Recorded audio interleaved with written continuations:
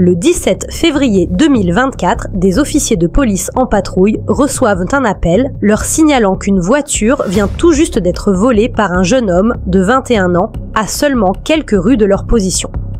Alertés par cette nouvelle, les agents vont immédiatement se mettre à la recherche du véhicule qu'ils vont facilement repérer quelques minutes plus tard. Mais le jeune homme de 21 ans, remarquant qu'il s'est fait repérer par la police, va décider d'accélérer pour tenter de s'enfuir, déclenchant ainsi une course-poursuite avec les agents des forces de l'ordre. Face à la situation, les policiers vont demander du renfort et un hélicoptère va même être déployé pour suivre le suspect. Cependant, le jeune homme roulait tellement vite qu'il va finir par entrer en collision avec une autre voiture, provoquant un accident et blessant le conducteur du second véhicule. Voyant qu'il ne pouvait plus rouler, le suspect va alors décider de continuer sa fuite à pied en courant. Mais les officiers de police déjà sur les lieux vont également se mettre à courir pour l'arrêter. Hey, don't fucking move! Clear.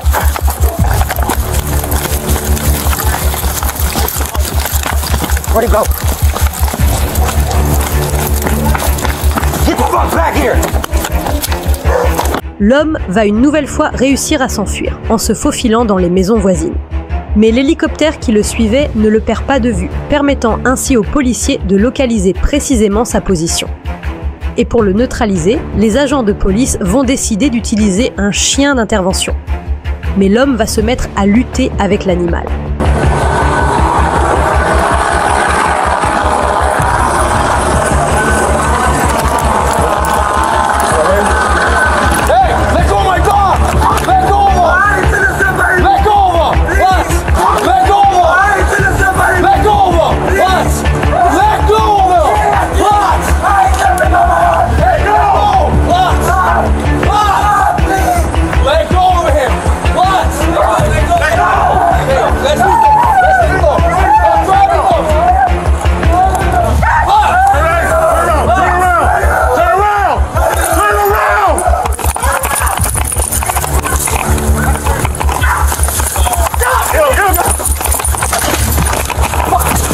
Déterminé à ne pas se faire arrêter, l'homme va une nouvelle fois réussir à s'échapper.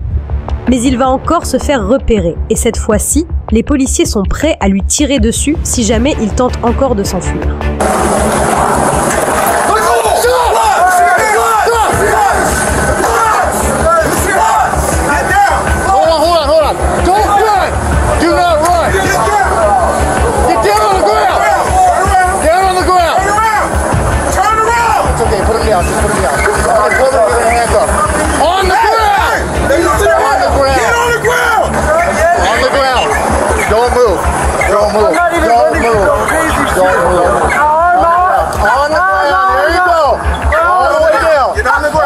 Finalement, l'homme se fera arrêter et il sera dans un premier temps conduit à l'hôpital pour soigner ses blessures au bras et à la cheville causées par les morsures du chien. Une fois soigné, il va être transféré en prison où il sera inculpé pour vol aggravé de véhicule, blessure involontaire suite à l'accident qu'il a provoqué, refus d'obtempérer, ainsi que pour fuite et résistance à son arrestation. Quant au conducteur qui l'a percuté, il n'a eu que des blessures légères et il va bien aujourd'hui.